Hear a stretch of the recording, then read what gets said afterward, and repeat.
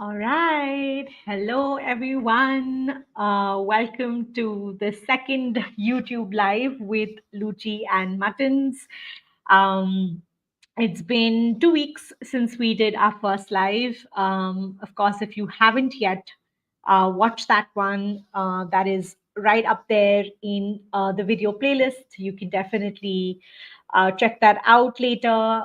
If you have any thoughts, questions about it, drop them in the comments and I will 100% respond. But yes, welcome to the second live. I have picked out a couple of really interesting topics to chat about.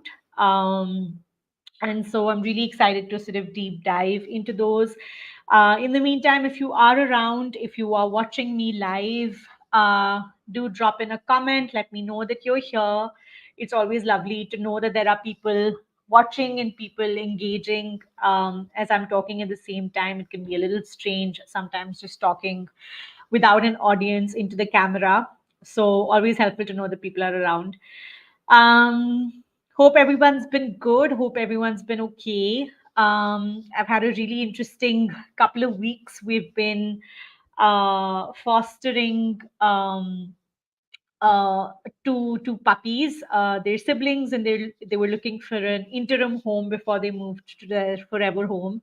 And so they're with us till the 26th of this month, and then they moved to their forever home. And so the last 2 weeks have been very, very interesting. I have a tremendous amount of empathy and sympathy for puppy parents who are bringing home really, really tiny puppies. It's a lot of fun, but it's also a lot of work. And so, of course, I'm going to be sort of talking a lot about that today. I've had some incredible reflections and incredible learning from these adorable little munchkins, and so I'm really excited to share those with you as well.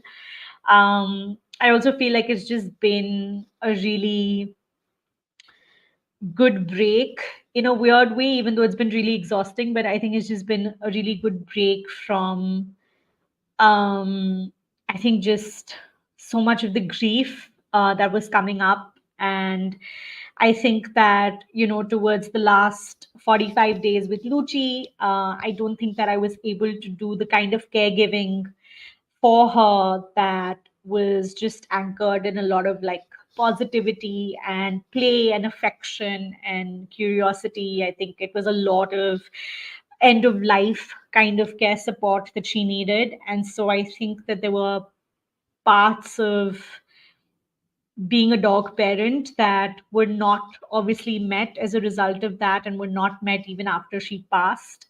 And so I feel like I jumped at the opportunity to foster these puppies to be able to meet those needs for myself. And I think that that way this journey has been really helpful. I can now, I think, officially say that I want to take a break from caregiving.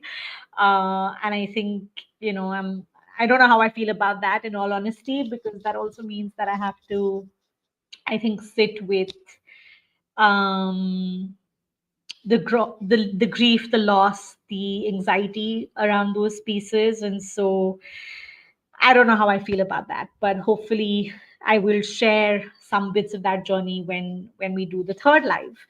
Um, Chandni says hi. Hi, Chandni. Thank you so much for being here. And I'm really glad to see you back again on this live. So yeah, and hopefully you'll find this one meaningful as well. Um, Okay, so let's get right into it. I wanted to start by talking about, like I'd mentioned in the previous live, I think the idea really was to pick a, dog behavior topic, pick a dog nutrition topic, because again, people watching in are going to come in with different needs and requirements. They'll be in different parts of their journey. And so I was trying to sort of make sure that I'm striking a little bit of a balance. And so let's start with the nutrition topic for today. I wanted to talk about the role of supplements in the diet, and the last few weeks have been a little busy on the virtual coaching side of things, where I have been working with a number of different dog parents supporting them with behavior consultations, but also nutrition consultations. And I think something that comes up quite a bit in my conversations with dog parents is this is what we're feeding our dogs, and there is only so much that we can change, only so much that we can do with the main meals, with the primary meals, but we're looking for supplements that can drastically change things for our dogs, whether it's their health, whether it's recovering from a particular disease, whether it's just proactive management. um, and I think that I find that slightly flawed. I find that very flawed, to be honest. And that's where this idea really came from, to sort of deep dive into that. The role of supplements, and it's in the name itself, right? It is to supplement the diet. And so, if you are feeding your dog a poor quality diet, or a diet that is not balanced nutritionally, does not have all of the nutritional requirements, then no amount of supplements can meet the nutritional requirements that your dog needs, right? Because the main meals, your dog's food, is the primary source of everything for them, right? It's the primary source of energy, it's the primary source of nutrition. The role of supplements is to supplement the diet. The role of supplements is to fill in the gaps where your diet cannot fill in the gaps, but they cannot substitute for what your primary meals offer to your dogs.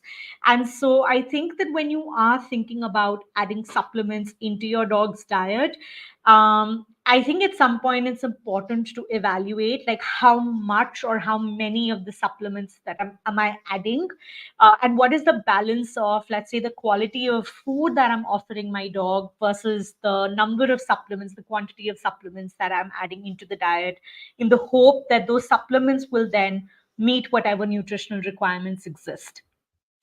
So I think that's definitely something to think about. I think the other one to think a little bit about is, again, what I see, and I think this is one of the drawbacks of having so much information that is so easily accessible, because we're talking about across dog nutrition blogs and topics. We're talking about macro and micro mineral deficiencies, and so this is what you need to feed for zinc, this is what you need to feed for copper, this is what you need to feed for manganese, this is what you need to feed for vitamin D. And you have all of this information in terms of the sources that, sources of food that sort of meet that requirement, natural supplements, over the counter supplements that meet that requirement. And so there is a lot of information there about how to supplement your diet. But the issue with that information is that it is not personalized, it is not individualized, it is not specific to your dog. And so, what I very, very proactively recommend to dog parents is, do not supplement your dog's diet, especially with some of these macro and micro minerals, without testing baseline first, without having your baseline information first. I know of situations where clients have come to me and they have said, "Oh, my dog has a chronic skin condition. I suspect that they are lacking in zinc. And so I have been feeding this zinc supplement to them." And when I ask, but how do you know that your dog is struggling with a zinc deficiency? A lot of the times it's just that connection making. "Oh, I read somewhere that, a lack of zinc or deficient levels of zinc can cause skin issues. And so that's how I sort of put two and two together, and that's how I'm supplementing." But that is that is inaccurate, but that's also really detrimental to our dog's health, because we don't have a baseline, right? And now what happens is that when you do your regular blood work, and again, I've seen that mostly across the globe, it's pretty similar. You're testing for your total blood count, which is your CBC. You're testing for liver function test. You're testing for kidney function test.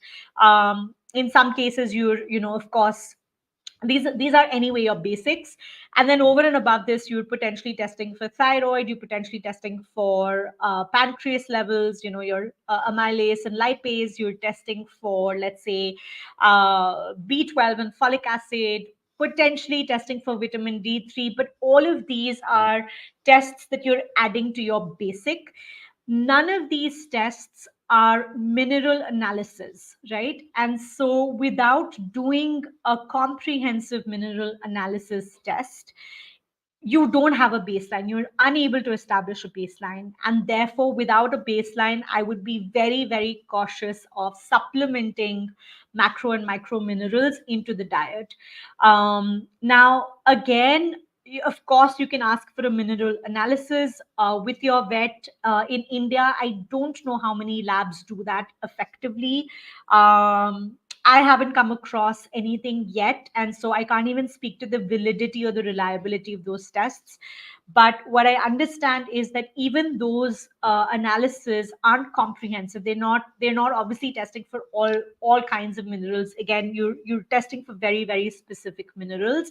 And so if you're able to do that, then you've established a baseline, because then what you will obviously find is that, here are areas, or here are the things, here are the minerals that I do need to supplement for, and here are the minerals that I do not need to supplement for at all. And so that allows you to make a much more informed decision, and then accordingly supplement your dog's diet, right? Because remember, everything in while everything in deficit is an issue, things in excess are also an issue. And that's the whole point of feeding our dogs a balanced diet. The idea is for them to be able to access the benefits of a varied diet in a way that is seemingly balanced, right? And again, not every meal has to be balanced, but over the course of their lifetime, are they able to get everything that they need from the diet to meet their nutritional needs and requirements? And baseline testing allows you to do that. So again, I would be really, really careful of supplementing macro micro minerals without getting your baseline in place. And then once you have that, then you can pick and choose and prioritize how you want to supplement and what are the right kinds of supplements for your dog. Because again, I think this is the other thing that I've realized, which is nature is just abundant, right? Like there is just so much abundance in nature, in the way that one particular, you know, I mean, there are just so many sources for the same thing, right? So, for example, even with probiotics, let's say, there are so many different sources that work as high quality probiotics. And so that allows us to offer our dogs multiple choices. And so, again, I think picking then the right supplement becomes really, really key. And I have personally found it to be really helpful if we do that in a way that's slightly collaborative with both a nutrition consultant as well as a vet. Because again, I think what's important for us to remember is that I think that there is a lot of judgment about using synthetic supplements. Um, and well, I partly understand where that's coming from, but I also think it's important to narrow it down to each individual case. Um, And so, for example, there are situations where we find that there are certain deficiencies that need to come back, that need to not be deficient very quickly, because, for example, recovery depends on it. Or let's suppose if if if those particular parameters aren't within the normal range, then that could also have a consequential effect on treatment, or how a particular disease progresses or further deteriorates, right? And so I think there are these situations where synthetic supplements can be really fast and uh, can accelerate meeting those needs. Because again, what we have to remember is that while natural is of course great, and it's so beneficial, uh, when we do offer natural sources, especially with supplementation for these very specific things, they do take time. It's not something that works overnight. It does take time. And again, if you have a body that's really compromised, if you have a dog who's really, really struggling from the point of view of, whether that's immunity or whether, just specific organs not working really well, um, even that healing process is slowed down, even that healing process is delayed. And so I think it does become important to know when to rely on synthetic supplements and for how long. And again, I find that that's a conversation to have with your vet to say, okay, if we have to do this, how long do we do this for?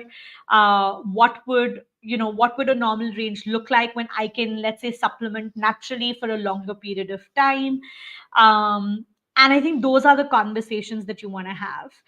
And again, this is coming from like really personal experiences, right? And both for myself, but also in the way that I now support clients. And um, I think that when Mutton was really struggling towards the end of her life, and she had extremely elevated kidney parameters, and then of course eventually she passed because of renal failure.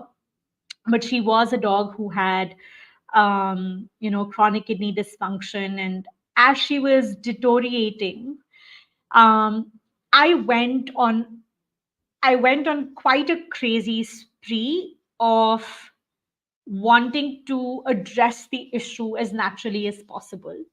And so I was looking at Ayurveda, I was looking at traditional Chinese medicine, I was picking up all sorts of herbs and all sorts of things. And I mean, now that I look back at it, I was really going crazy because I was just like, I just need her to get better. And I don't want to put her body through this synthetic stuff. And I don't want to put her body through, too much allopathy treatment. I want to do this as naturally as possible because that had been my approach for as long as possible. And I think that I just somewhere in the process just realized that I was just overdoing it. And I was just overdoing it. This was not the right time to do this. This was a moment when we had to get her better as quickly as possible. I didn't have time. I couldn't experiment. I couldn't try. I couldn't give her choice. This was not the moment for that. This moment was to just get her better and get her symptoms from, let's say, a 10 to an 8 every single day. Um, and I went through an enormous amount of guilt, and I went through an enormous amount of judgment, like a lot of shame, a lot of judgment for choosing a path or for choosing a way of treatment that, let's say, I wasn't necessarily on board with. Not on board with, but I was just having like, philosophical issues with. I was also at a point where, for example, I had to resort to feeding Mutton wet food, canned wet food, because she was just not eating anything, like nothing. And I had to feed her wet food, and she was eating wet food, and I just kept struggling and tussling with myself to say, oh my God, like, what am I doing? I'm feeding her ultra processed food, and I should be feeding her natural food, and I should let natural heal and take care of things. And I just racked myself with so much guilt and shame during that time, and it was just not needed. Like, that was not a time for me to experience that. That was not a time for me to go through that. That was a time to give Mutton whatever she needed to just survive and get through one more day. um and I think that experience like really, really hit hard for me. um which is why I think this conversation on there is no blanket bad treatment. I mean, there is no blanket bad approach when it comes to nutrition per se. It definitely comes down to each individual dog, each individual context, what you can manage, what you can afford, what is accessible to you. And so I think that what unfortunately has happened is with this whole, natural is the best way to go about things, which of course, I mean, there's just no argument, right? There are so many benefits to it. That is the way to go about it. But I think we also need to leave room and space for a little bit of, but in this moment, what is it that this dog needs? In this moment, what is it that feels feasible for the caregiver?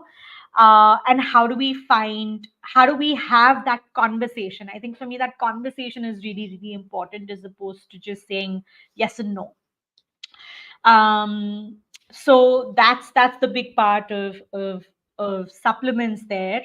Um and then of course, I think the other trend that I see with supplements is, you know where we tend to obviously do a lot more of supplements, so the amount of supplements, like dogs are perennially on supplements, right, all the time, and that just doesn't work. Because again, human beings as well, we're not on supplements all the time. Sure, there are a few things that we should have on a regular basis, but it is okay for us to take breaks from those supplements, take a pause, let the body just process everything that it's consuming, and then come back to it. And I don't think any supplement, like again, it's so case specific. If obviously, if you have a dog who's struggling with, let's say, a hip and joint issue, a joint supplement is a great idea. Long term use of that joint supplement is a great idea. But again, what we will see is that a singular joint supplement is not gonna change your dog's life so drastically, right? Your dog needs the right dietary support, your dog needs the right environmental support, your dog needs support with the lifestyle. There are so many things that come together to help your dog experience good health. A singular supplement is not going to make that kind of an impact as a lot of people tend to believe. And so I have had clients who've come to me where they have a long list of some 10, 15 supplements that they have to feed the dog, and the supplements are so overwhelming for the dog that the dog stops eating the food altogether. And so we're working to figure out how do we get this dog to eat. And this is a dog who otherwise has a great appetite, loves food, but is just refusing to eat now his main meals. And so one of the things that I had to work with this client on was to say, out of this entire list of supplements, what are supplements that are redundant and what are supplements that are necessary but can be included on a rotational basis? What are supplements that we need to do for, let's say, a very specific period of time? Test, do your blood work on it, see if those levels are changing, see if it's actually having the kind of impact that it's intended to, and then can we pause and remove them altogether, right? So this start, stop, continue kind of process definitely needs to happen with dogs who are heavily supplemented or who have conditions where there is a long list of supplements. But I think it's important to keep revisiting those as much as possible. That becomes really important. And again, I think the last thing is, you will also see a whole school of thought that believes in the fact that we should not be supplementing our dog's diet at all. In fact, we should let our dogs self-select those supplements. And again, there's an entire field called zoopharmacognosy. I had the opportunity to study a little bit of that, with Karen Webb. Um, and we were doing it just for our own dogs, and I love the idea. Absolutely love the idea of self selection. And so if you are in a position where you do have a little bit of information in terms of zoopharmacognosy, the idea really is to offer your dogs a variety of supplements outside of their food, and then let them pick and choose what they want, because the premise really is that dogs obviously know their bodies the best, and they are intelligent, intuitive, connected enough to know which supplement they need, and for what purpose. Um, and so that's definitely a way to offer supplements as well. I think that also takes the pressure off of you, to figure out how much to feed a particular supplement, and how not to. I mean, again, zoopharmacognosy is a whole different chapter. I did a lot of that with Luchi and Mutton when they were healthier, because again, when you are healthier, your body isn't in your body's stress response isn't activated, which means you are able to, for most part, regulate yourself, listen to your body, listen to what your body needs, and that's where also that kind of choice making can be helpful. In some cases, towards obviously in just and when the bodies are compromised, it's harder to do that. But absolutely, self selection is a great way. It's something that I often recommend to clients that I work with as well. But I also find that it's easier to do a little bit of a middle path with some clients who don't have the time, who don't have just resources to be able to offer so much self selection every single day. We find like a little bit of a mid path with their dogs, and we see what works for them and doesn't work for them. And so that's the other way that we can do supplements as well. And I think for me, in just general, I think over my course of working as a dog nutrition consultant, I think what has definitely changed is the amount of space today that my practice and my approach with this holds for the dog's feedback, for the dog to tell me what's working and what's not working for them. I think that's a big one that's come in, and again, I think supplements are a great way to think about that.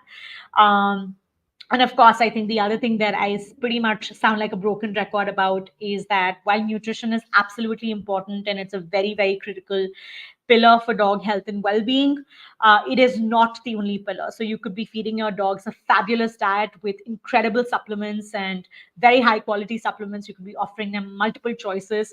But if they continue to lead extremely stressed lives, if they continue to lead very, very cupful lives, then the high quality diet does not have the kind of impact that it can have.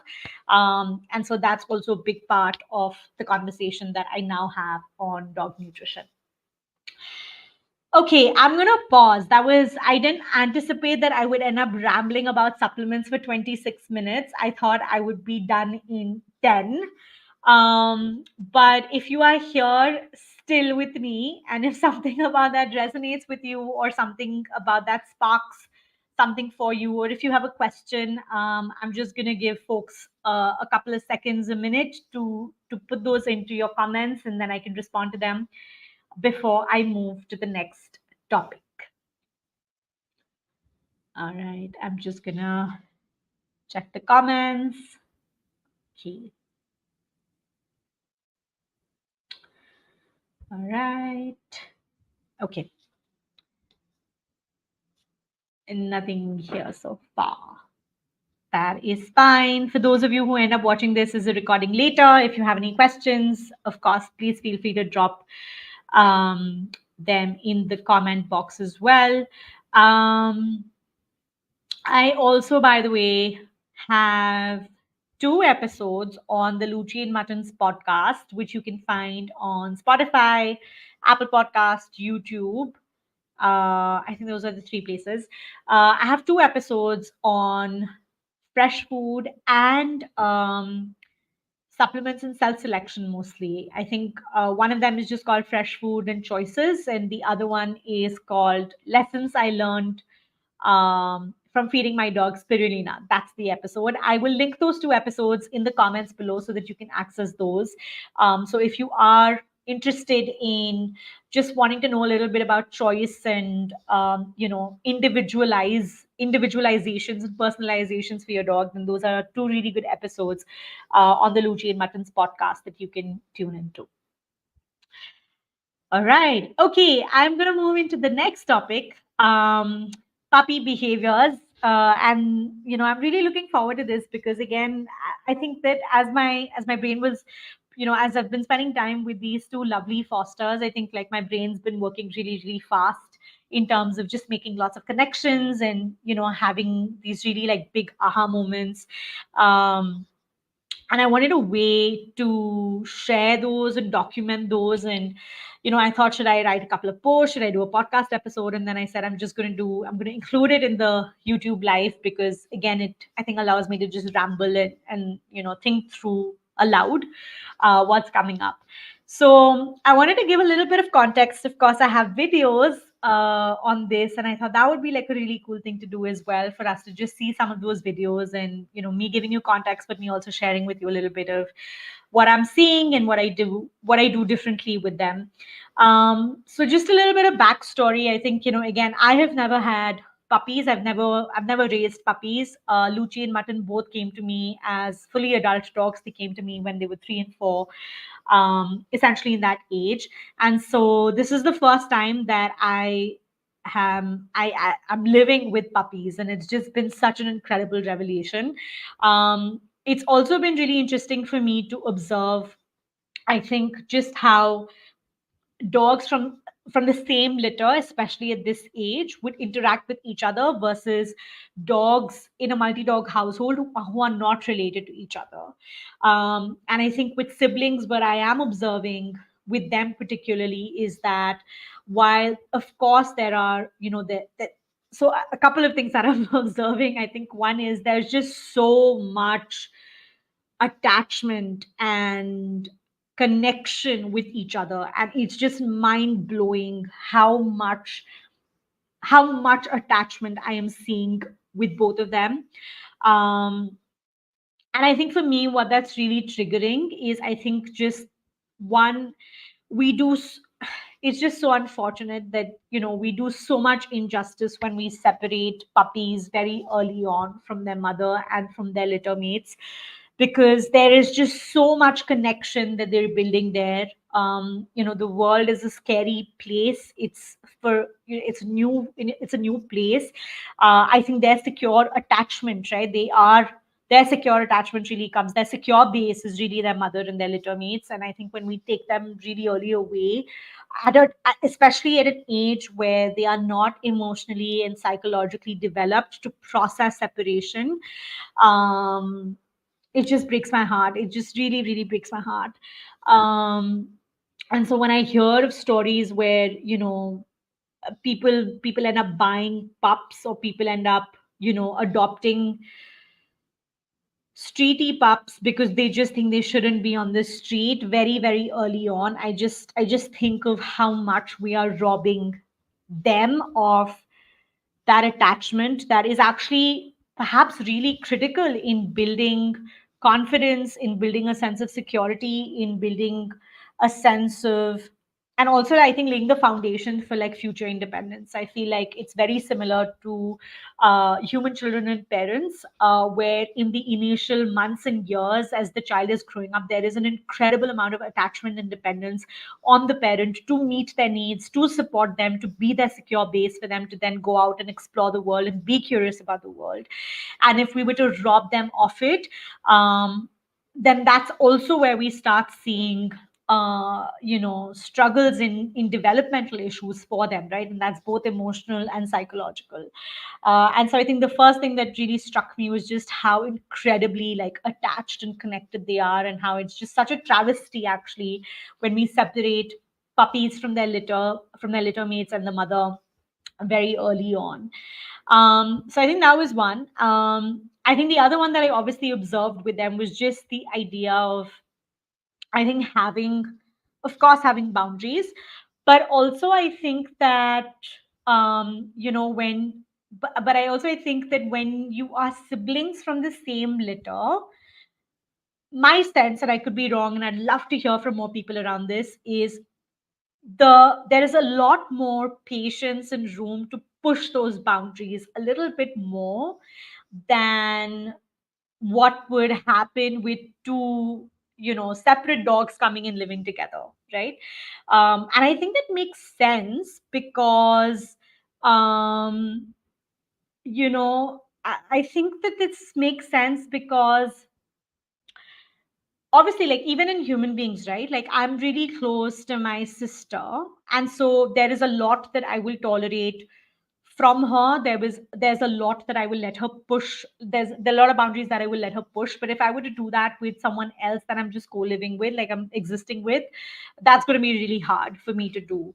And so, I think that's really interesting for me to observe. I think this idea that with siblings, it seems like there are boundaries, there is an understanding, but there's also a lot more room and tolerance for boundaries to be pushed in a way that I never saw with Luchi and Mutton. I think with them it would escalate really fast, and we had to step in to sort of create safety zones for everyone. But I think it's interesting here with these pups that I'm seeing that, which I thought was also really really cool. Um, I then obviously I think that, the other thing that I'm also observing with them, which is very very sweet, is they were born in the shelter, and I think they're a litter of 5 or 6, and so these two are getting adopted together. So they're obviously together here with me.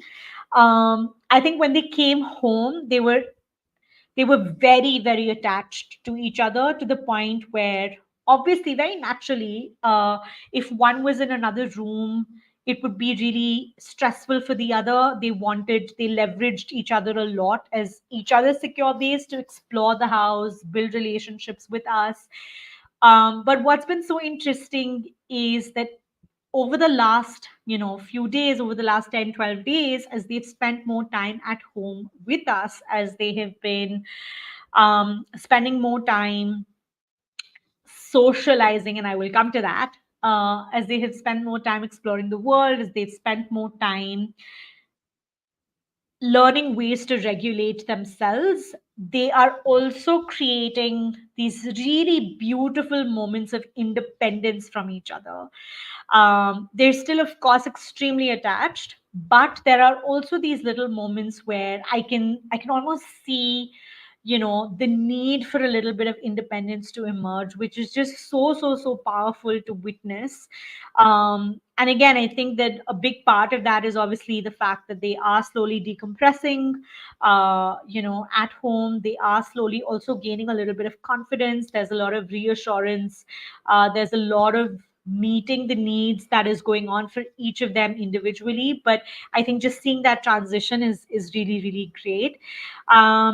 And so, like I said, I think there are a lot of different things that are coming up for me. And I'm going to now stop talking so much and actually share a few videos that I wanted to put up here and just sort of debrief with you all. And I think just share what I was watching. So the first one was this one. So just quick, let me just share it and then I can do that. Okay, I'm just trying to figure out how to do this. I share screen, what happens? Okay, let's do this. Sorry, this is the first time that I am doing this with StreamYard. Okay, so you can see. Okay, so this is a really cool one. So the puppies, when they came home to us, they were outside in this yard kind of place, and in one corner, they just refused to come out behind a couple of plants. Um, and we were just sort of giving them time to figure things out. We didn't want to push them, but it was also getting a little darker in the evening, and I was hyperventilating a little bit about them just being alone outside in the dark. We couldn't, I mean, I think I was just like, these are puppies. I mean, we cannot leave them outside. We have to try and get them a little inside. So we were trying to lure them a little bit to see if they would come inside. Um, and so this is the video of us trying to lure them. So we tried to scatter like a few treats and get them inside. And I think they'd spend about an hour and a half just lying down in a corner, and then they were ready to do a little bit of exploring, and we were trying to get them inside. And so this is the video. And you'll see with their body language, like how tentative, how cautious, how nervous they are. Um, the girl, this is Moose. She's the girl. She seems to be the more confident one. So she was just like, yes, I'm gonna come inside and I'm gonna explore this. The boy was really anxious, very, very worked up, relied a lot on the sister to to just navigate the environment. And I thought, just somewhere around here, just notice the boy and look at that. I mean, look at that paw lift. It's just incredible. And we know that, paw lifts like these are calming signals. Um, and this entire interaction was just so interesting for me because one, obviously, like an idiot. And I knew that it wasn't going to work. But again, I was trying to lure them in, and they were tentative, they were hesitant, and the boy was definitely not wanting to cross that threshold. um but I think it's just so powerful. I think it was so powerful for me to witness communication at such a young age.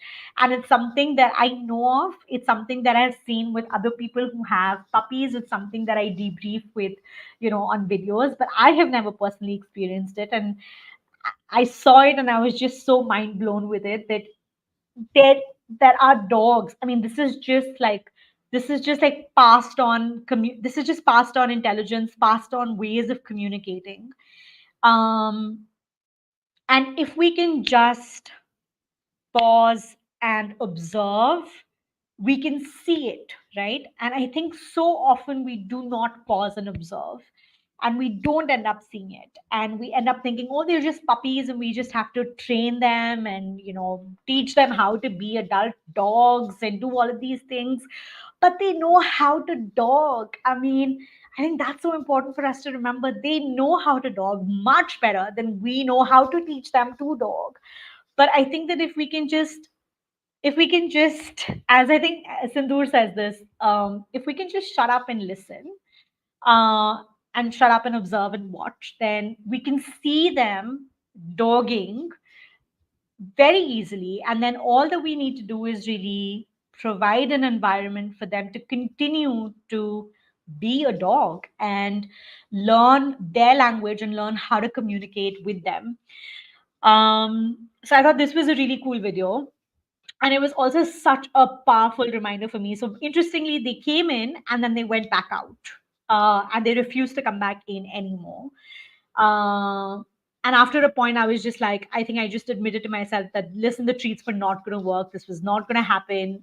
Sure, they were going to eat because poor babies were hungry, and so they were obviously going to eat, but it wasn't enough to bring them inside. And I think this is such an important conversation with treats. And it's so interesting that I have faced this with these puppies, but I have also faced this with Mutton, where we often want to throw treats at the problem. And we think that offering that kind of reward will change behavior, and in changing behavior, potentially change internal state, but they don't.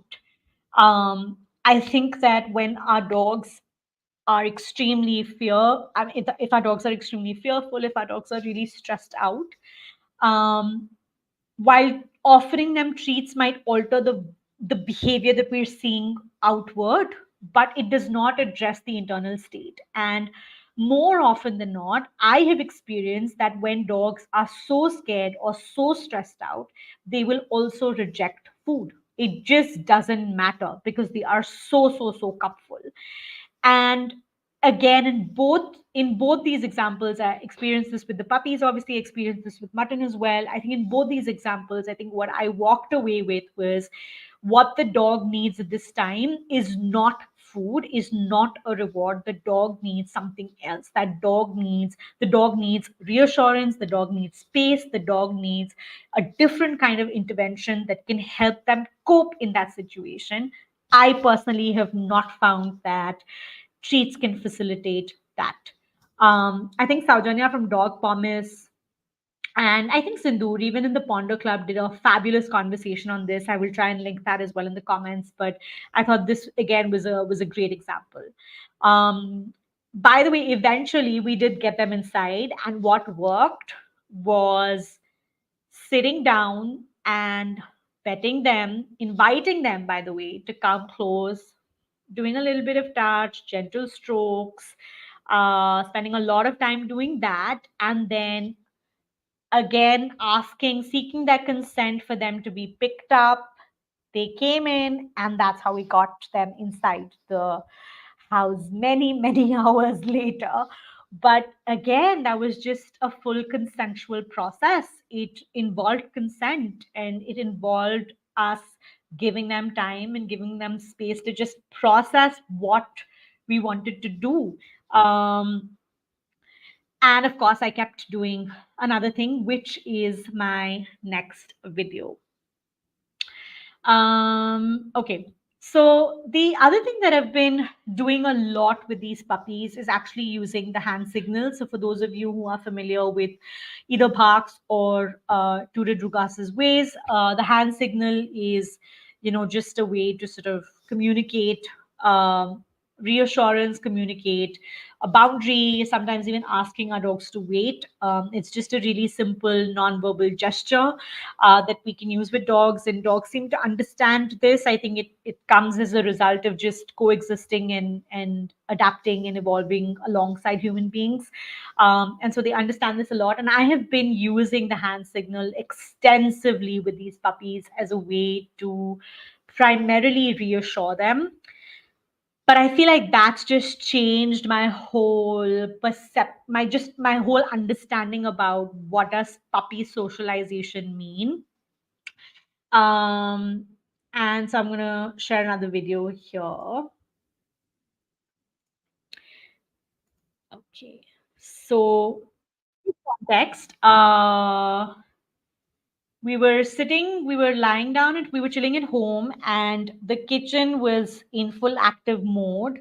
I think the pressure cooker was on, the mixer, the mixer grinder was on. So they were obviously making lots of loud sounds. And again, what's important to remember is that this is an extremely novel environment for these puppies. They have lived in a shelter where they have not been exposed to so many scents, sights, heights, space, people, just everything is just novel, right? So there's a lot about this that can be really overstimulating. There's a lot about this that is new, but this is also part of socialization. This is, and I actually I don't like the term socialization at all, because I feel like it's just such an overused, over abused word. I like to call it like access and exposure. I feel like that's a much better phrase, where puppies are accessing and getting exposed to such new environments, even by virtue of just lying down in this room, right? Because there is just so much going on. Um, and so I think for me, like a big learning has been, I think so much of socialization is articulated as we must expose them to as many new things as possible, so that as they grow up, they don't fear it. But I think I want to flip it to say, I think as they encounter new things, I want to be able to reassure them that it is okay. As they encounter new things, I want to reassure them that this is nothing to be scared of.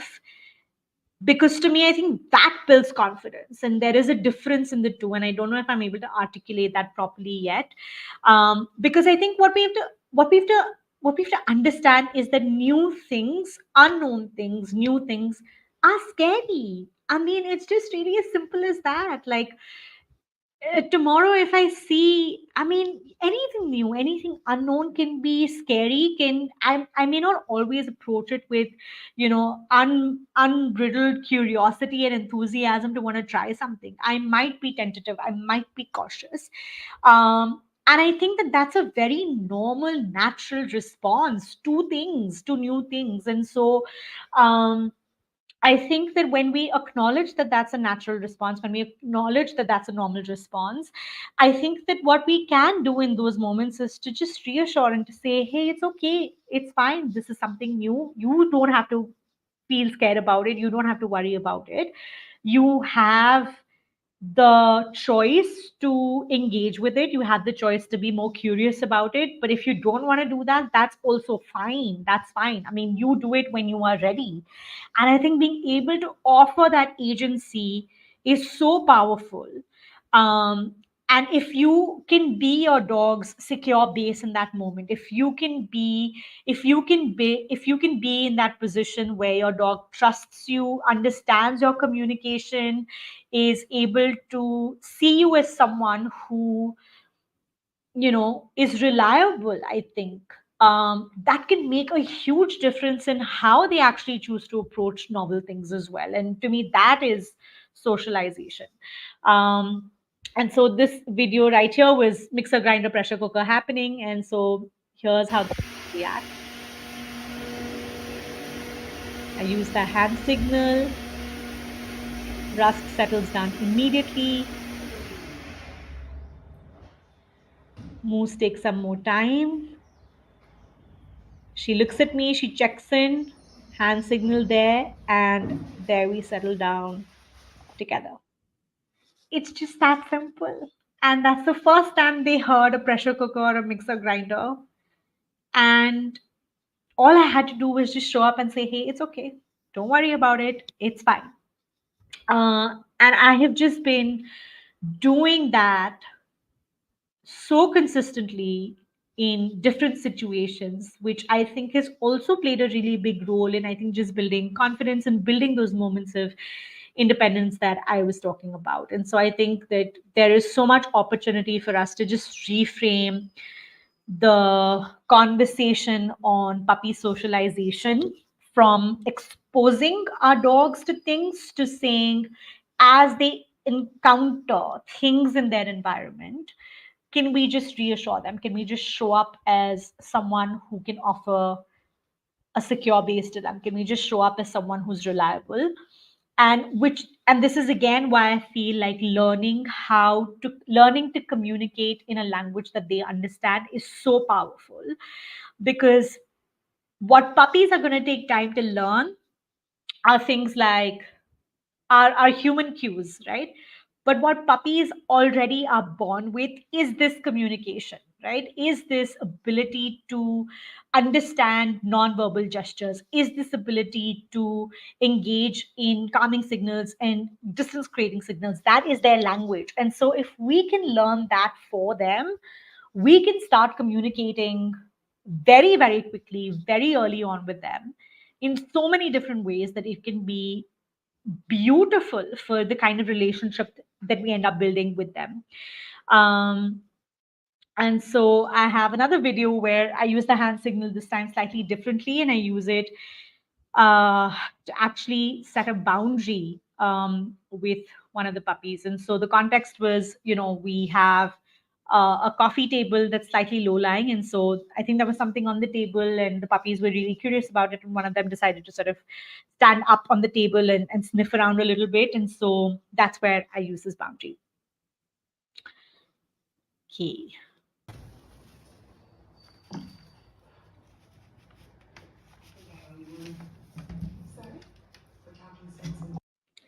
That's all that it took. I mean, it was just that. It was just using the hand signal with the puppy in this particular context. That's all it took for me to assert the boundary. I am not screaming. I am not yelling. I am not saying no, no, no, no, no. I am not doing any of those things. I am just using a language that they understand and they get it so quickly.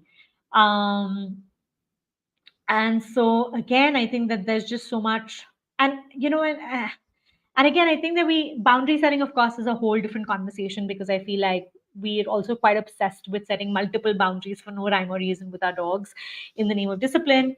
But they don't have to be so harsh. They don't have to be so restrictive. They don't have to come at the cost of meeting our dog's needs. I think they can be wholesome. They can be a boundary, but at the same time they can be gentle. They can be respectful. We can still meet our dog's needs in doing that. And so, I understand that she's curious, and I understand that of course she wants to explore the world, and of course she's curious about what's on the table. She hasn't been able to access it. Of course she wants to know what to do about it. I cannot be setting a boundary for her curiosity. I cannot be penalizing her for being curious. That is who she is. That is how she's coming out of her shell. I'm setting a boundary to say, hey, this is not okay, but can I meet your need in another way? And so can I offer you something else that you can potentially be curious about? And so can I put something together for you that you may not have engaged with before? And can I meet that need through that? um Okay, Chandni, that's such a beautiful video with the hand signal. Thank you so much, Chandni. Yeah, and I'm sure again, Chandni is a Bach student herself. She's doing the back bed, and so I think that I think that Bach students in general have like a very heightened appreciation for hand signals in multiple different contexts. Um, and then I think the last couple of things that reflections that I had was just really about the fact that puppies are just cupful dog I mean puppies are just cupful, right? Everything is new, everything is overwhelming, everything is overstimulating. uh, there are things that are stressful, there are things that are exciting about the environment, and so they're just always pretty much wired up.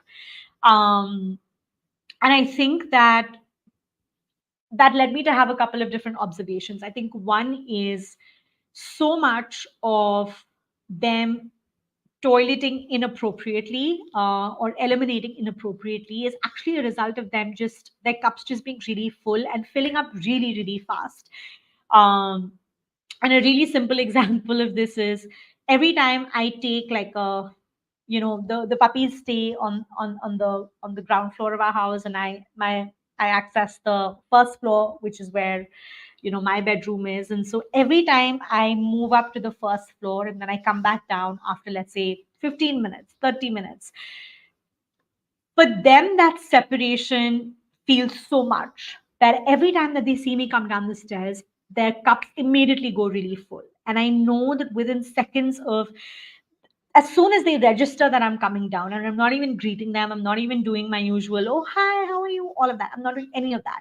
But the second I do that, a few seconds after that, they will eliminate, they will relieve themselves, they will end up peeing or pooping around the house, right?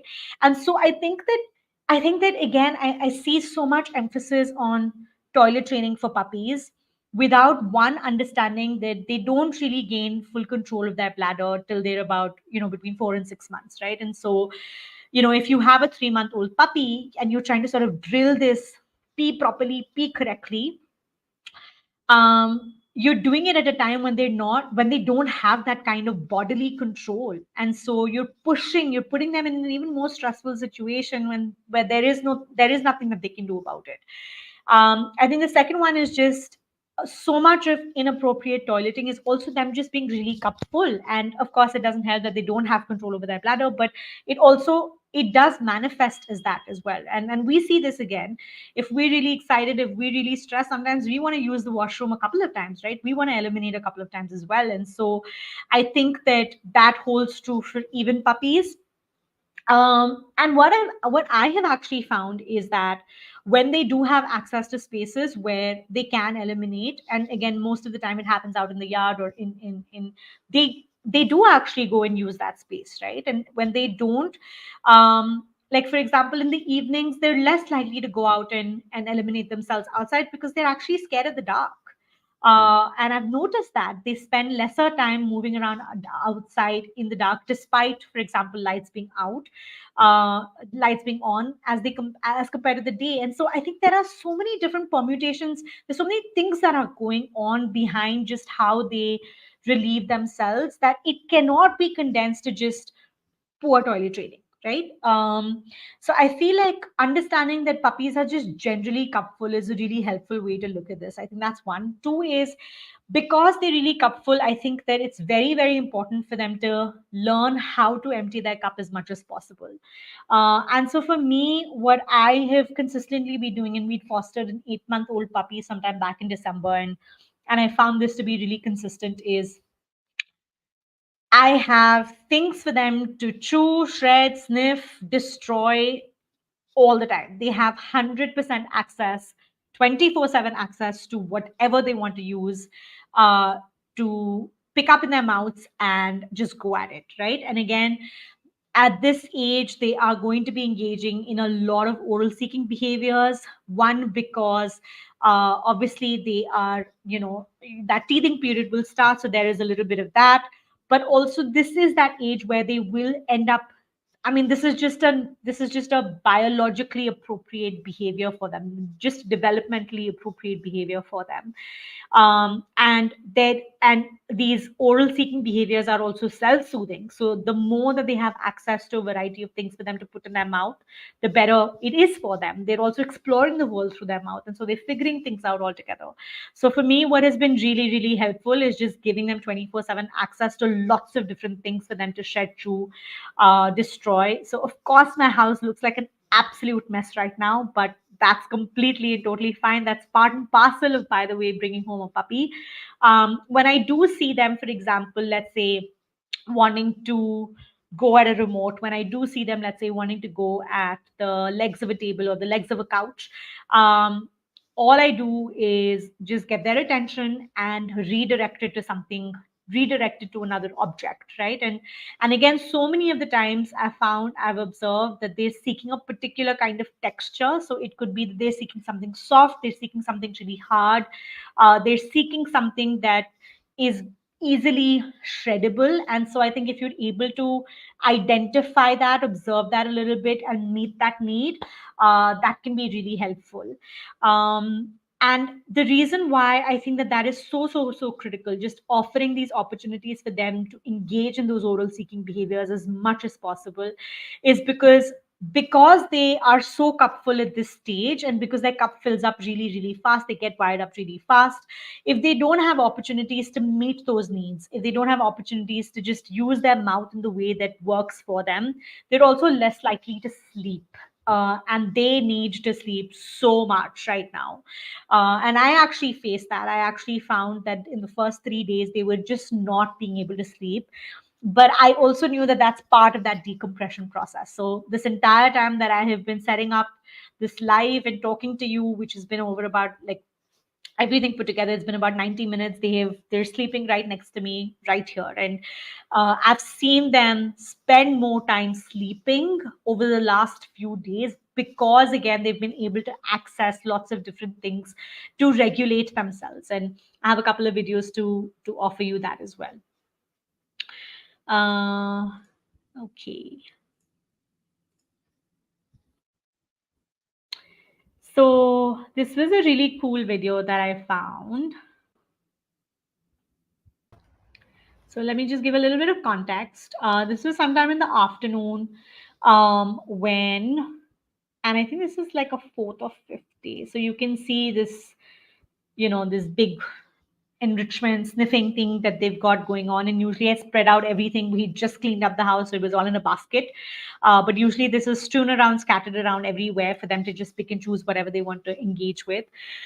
And so this was, I think, the first time that I saw Rusk uh, going at a box for a little bit, while Moose, his sister, was, hopefully it'll come up in the video here,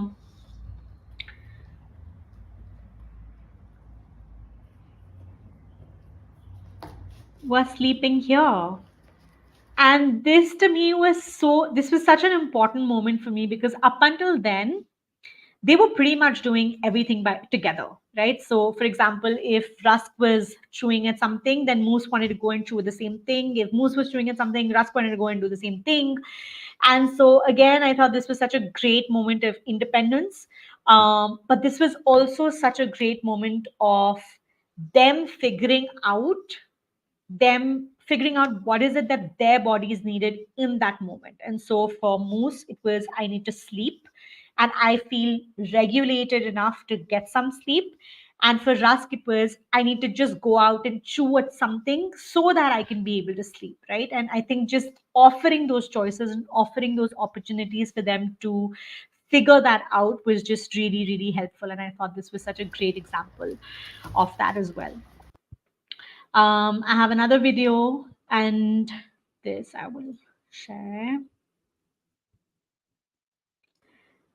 Sorry, every time I add the video, I think I space out a little bit to figure out how to do it. Okay, this one is the reverse. So this is Moose actually chewing on something, while Rusk is just taking some downtime. And again, I think just such an incredible moment of independence between the two of them, but also just such a great moment where, you know, they're meeting their own needs. Their needs look different at this point in time. Um, and how they're meeting it also looks different. And they have access to those choices. They have access in ways that they can meet that need for themselves. And I thought that was just really, really incredible to watch. um, and so, and I'm seeing the impact of meeting those needs. I'm seeing the impact of giving them those choices. I'm seeing the impact of them being able to engage in those behaviors that are feeling developmentally appropriate to them right now. I'm seeing it in the way that they're able to sleep much more, they're able to eat better, they're, eliminating in the right places a lot more. They're just able to also wire down a little bit easier, right? um, of course, for example, most the one here is just, she's just a little piranha who's just like a crazy nipper. But again, to understand that that is developmentally appropriate for them, and so how can we redirect that, and how can we make sure that we don't wire them so much that it's just nipping really really bad, and how can we just ensure that we are meeting them with our cups empty as much as possible, because their cups get really full really fast. And so I think just managing, I think just re-looking the way that I think we're thinking about raising puppies can make such a huge difference to our relationship with them, but also the kind of impact that we can have on them at such a young age. Um, so yeah, I think those were some of my reflections on just raising puppies. I have a downloadable on my website called Emotional Regulation in Puppies, in which I sort of give a few, I speak about a couple of these things. I'll add the link to that in the comments as well. Again, if you are a puppy parent, or if you know of people who are puppy parents, you can always share that link with them. That's always a great idea. But yeah, hopefully I'll be able to sort of, I have a few more days with them, so hopefully I'll see a little bit more magic happening in front of me, and I can put all of this together in a little bit more of a coherent and structured way. Okay, I'm gonna pause. Any thoughts? Any questions? Any experiences that you would like to share for those of you who are still here with me and watching me live?